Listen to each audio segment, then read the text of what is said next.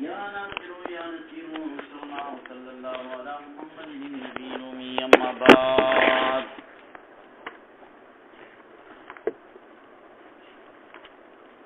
دا الله جل جلاله صفتنا شروع دین الله تعالی لیس بعرض عرض ندے الله تعالی عرض ندے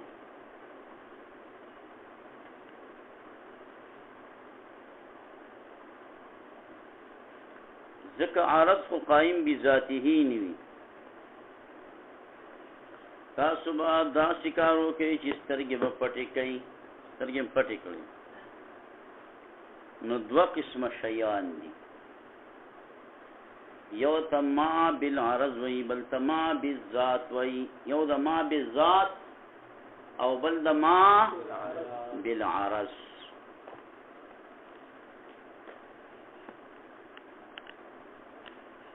دا با منگ سنگ پی جنو چی دا ما بالذات تے که دا ما بالعرض دے یو شے چی دی بل شیطا منصوب دے منگ بگورو چی دا شیزو لأغسخا جداوال قبلی کنی قبلی کچرتا دی شیزو چی چاہتا منصوب دے دا آغینے جداوال قبل ولو ندی تبا ویلے کی گی ما بالعرض لکه گرمایش د اوبو گرمایش د چا د اوبو گرمی دی یخی دی یخواله گرمواله کله یخی کله گرمی نو د اوبو دا گرمواله چې ده دا ما بالعرض ده والی کله کله لا او سره لازم نه ده جدا کیږي تی هم او سره لازم نه ده جدا کیږي او کچرته دا دویم شیزو د دې اول شی سره لازمو نه جدا کېدو سره لازمو نه جدا کېدو لکه بیت العنکبوت د جدارنا بے بدی تویلے کیږي ما بالذات ارزره کیږي ما بالذات اوس وایا لکه شیان په څو قسمه باندې دي دوا یو تویلے کیږي ما بالذات بل تویلے کیږي ما بالعرض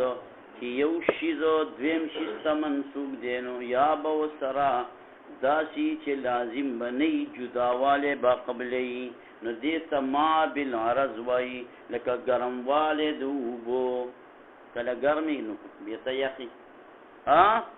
او کلا با داسوی چې دا دویم با دا اول سرا لازم بوی او نبا جدا کیگی نو دیتا ویلے کیگی ما بالذاتو لکا بیت العنکبوت شو دا چانا مولا صاحبا دا جدار نو دا ما بالذات تے که ما بالعرض دے والی انفکاک تی نه قبلی ما دامت السماوات والارض دا صرف ستاسو د کمرین نه قبلی نور دین کی قبلی دا صرف ستاسو د کمرین نه قبلی نور زین کی دا ما بالعرض دا بیت د عنکبوت د جدارنا ما بالعرض دا په نور غرفو کی په نور مدارس کی په نور کورونو او دوارو کی ذکر دې خلاف زما د کمرې دې کې ما بالذات ګرځېدلې دا نو ما بالذات ما بالعرض مو پیژاند ما بالذات مثال څه دی د ور ګرم والے په دې ور کې چې دا کم خپل ګرم والے دی نو چې ور بل دی دا به ګرم وي ور کې دا ګرمایش ما بالذات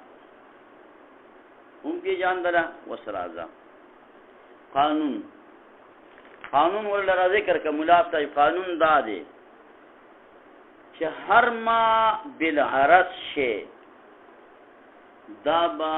نتیجه د یو علت وی هر ما بالعرض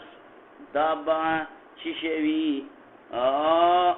نتیجه د یو علت وی نو مونږ به د دې د پاره علت تعالی شو چې لکه وب ګرمې دی والی نور تا پرتی وی او بو ولی گرمی دی او بو گرمی دی ولی پا گیس بانی پرتی وی الکه اوبه ګرمي دی ولی نو راټ پکې طالب ایخو دی تپوس علت بوله تالاش کو کنه بیا تالاش شو تالاش شو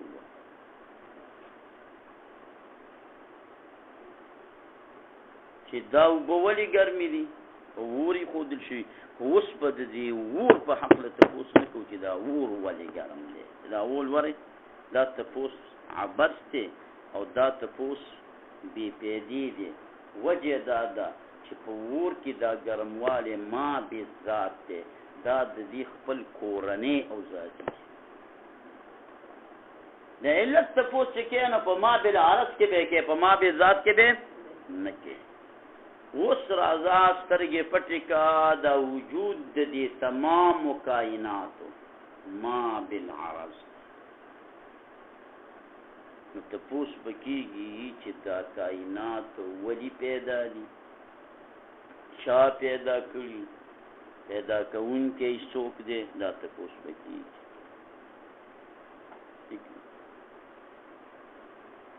نو هغه جواب براشي چې رب العالمین پیدا کړي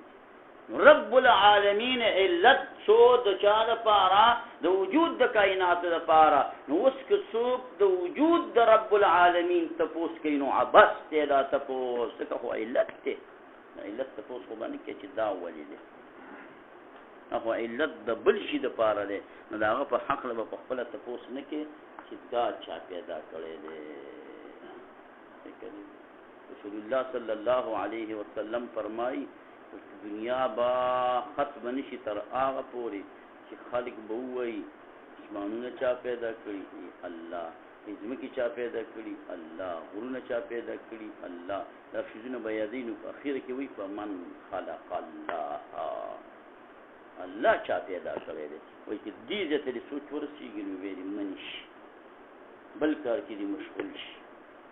دا شیطانو ته دا وسوسه دا کېده اچي ها نو شیطان ته موږ په جواب کې دا وایو چې تا موږ نه کوم تپوسونه کول نو دا ما بالعرض دا تپوسونه په خپل ځای کو موږ دله جواب درکو چې تا د رب العالمین په حق له تپوسو کو علت ته ما بالذات ته نو په دې تپوس را تړي صح کما کل کار شي دې تپوس را تړي صح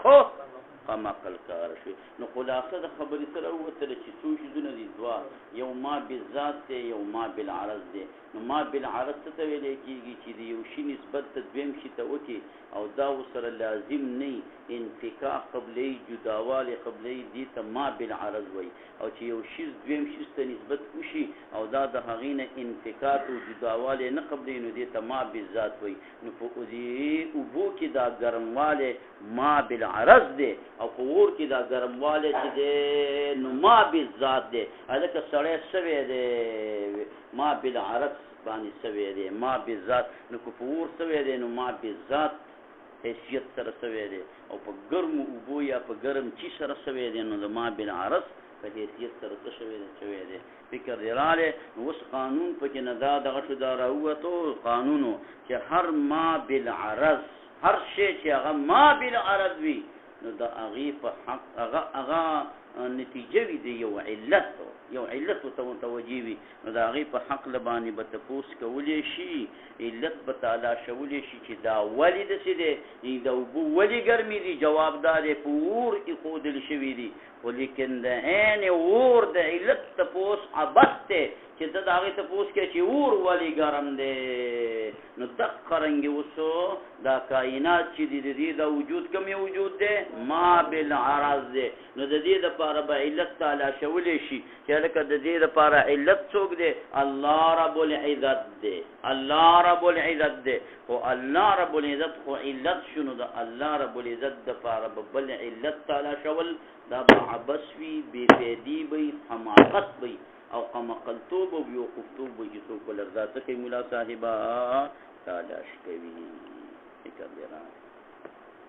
ملاحظه لیس بعرض الله تعالی عرض ندی لأنه لا يقوم زکدا عرض قائم نوی بذاته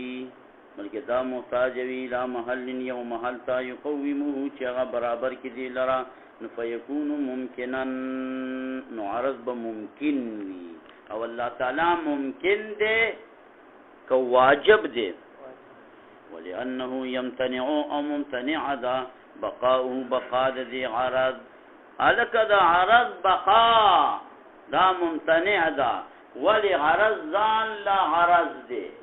معنا دا او دا بقاوالی ځان لا عرض او معنا دا نو که عرض بقا قمندلا لازم بشي قیام د معنا په معنا پورې دا باطل دی عرض سره معنا دا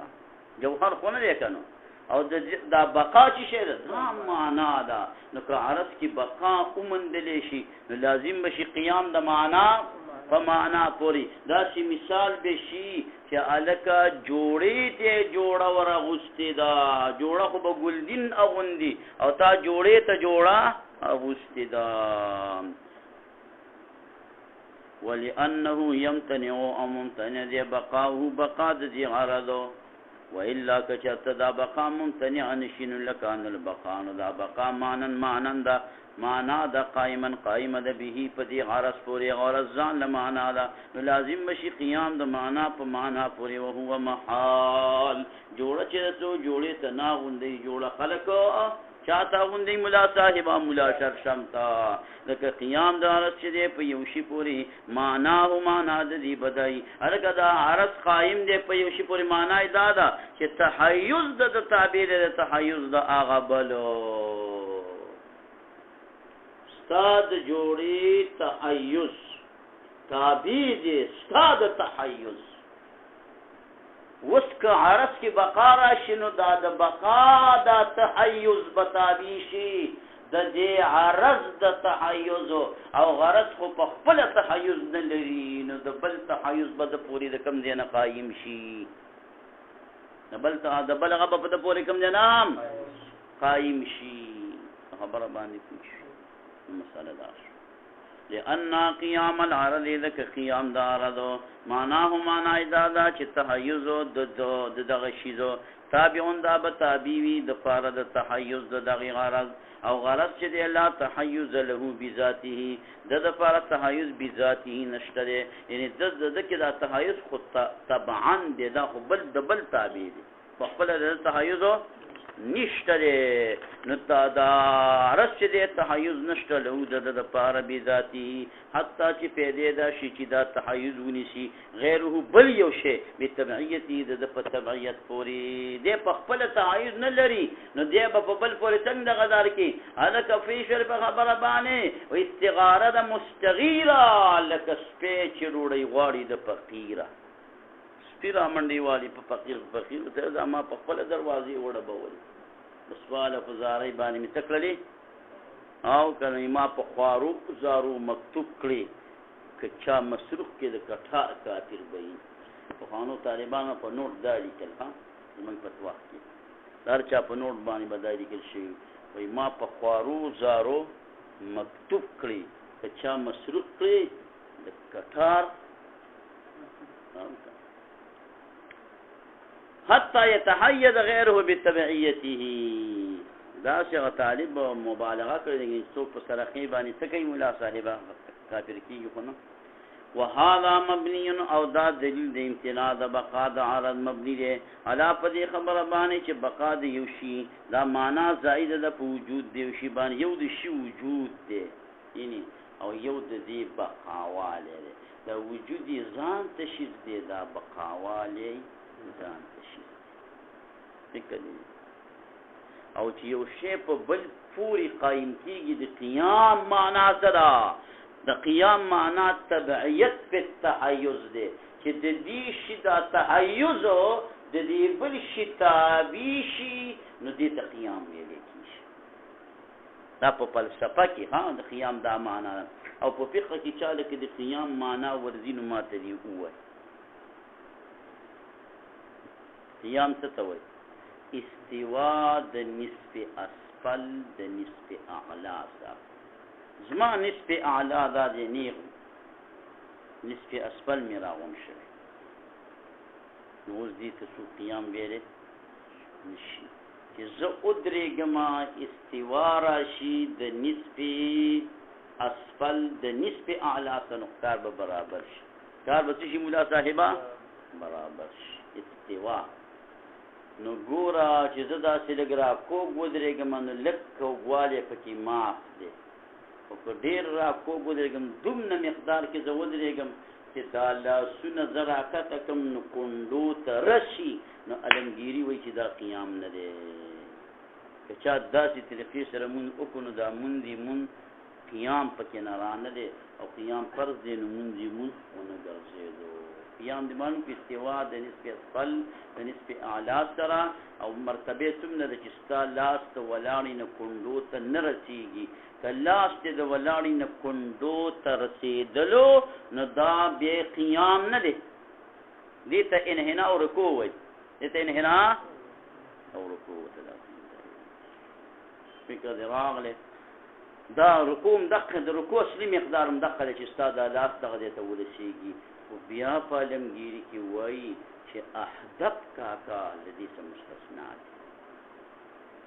احدب په پخوانۍ زمانه کې یهودي شیخ الحدیث ته شیطاني موریدل احدب پېژنې؟ احدب کاکا له دې نه مستثنا دی. احدب شا ټیټي ته وایي، د ځینې چا د املا را ټیټه شوي دقسې د دې سره کېږي ملا صاحبه شا ټیټې ورته کېږي. د املا یې ولې را ټیټه شوي؟ ملا دا د پټو مسلې وي، او پټ په څه باندې خرابېږي؟ په یخوالي باندې. طالبان یخ شي هلکه زغکې اوس که دا چې شربتي بزوري بارد ده، شربتي بزوري بارد خصوصي شي لیونی کېږي، او چې سخته ګرمۍ والی د اینه دي جګر دي تاو کوي اجاړی راته لګېدلې شربتي بزوري بارد دا پکې دا اوس که یخ یخ شیزونه دغه د څه نه عبارت دی؟ جواني د ګرمایش نه، چې څونه سړی بوډا کېږي نو د بدن یخېږي، او چې کله سم یخ شي نو مړ وي. فاذا هم خامدون، ناڅاپه یخ پخ. یخ پخ دا تعبیر دا تعریف د چا دی؟ د مړي. په هر حال نو ګوره مولوي صاحبه قیام معنا څه ده؟ چې د تبعیت په تحیز دی، چې د یو شي تحیز د بل شي تابع شي نو دا شي په هغه پورې قایم دی، په هغه پورې قایم دی. فکر دې رانه دی. والحق حق خبر دا تفتازانی سے په دغه قول باندې رد کوي چې دا بقا چې کومه تا معنا وکړه چې بقا د شي معنا زائد ده په وجود د شي باندې، چې د پکې د ببوزي دا موجودوالی ځان ته دی، او بیا د دې دا بقا یو ځان لشي د معنا زائده ده. وای نه دا خبره ټیک نه ده. ټیک دا خبره ده چې دا د پکې د ببوزي وجود دی، او په دې وجود چې استمرار وکړي نو دا استمرار بقا ده.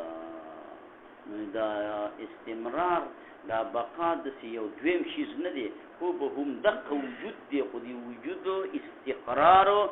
او استمرار ومندلو. والحق حق خبر دادا لأن البقاء بقاء چې دا استمرار الوجود دا استمرار د چا دی؟ د وجود دی. وعدم زوالی وعدم زوال دی. وحقیقت وحقیقت د دې وجود دی من حیث النسبت د حیثیت د نسبتنا الى الزمان الثاني زمانی دویم تا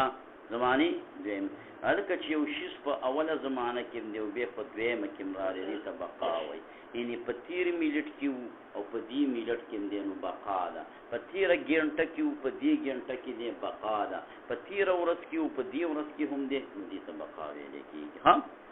بقا څه ویلی کېږي؟ حقیقت والوجود من حیث النسبة الى الزمان الثاني. ومعنا قولنا ومعنا زمانږ د دې قول وجد ولم يبقى، یو شی موجود شو خو بقا یې ونه مندله. نو د دې ترجمه دا ده چې شیز خو وجود ته رالی خو دویمې زمانې ته پاتې نه شو، بس پیدا شو مړ شو. پیدا شو اواز یې وکړو چغې یې وکړه جنازه به پې اوس کوي امام صاحب، جنازه به پې کوي امام صاحب. وجد ولم يبقى معنا څه ده؟ چې انه حدثا پیدا شو فلم یستمر، استمرار ونه نیولو وجود دی، او ولم یکن نو دا ثابت په زمانې دویمه کې. وان القیام او قیام چې دی هو الاختصاص الناعت، دا اختصاص دی اختصاص چې کوم ناعت کما فی اوصاف الباری تعالی. دیزل خبر لګا دغه د بیا به وکړو ان شاء الله. اللهم ربنا اتنا فی الدنیا حسنه. بدا د بقا دا کومه معنا شول کړي ونو هغه معنا تفتازانی سے باطل کړل. دې په کې رښت خبره ده سره وباسي ها. صلی الله علیه وسلم.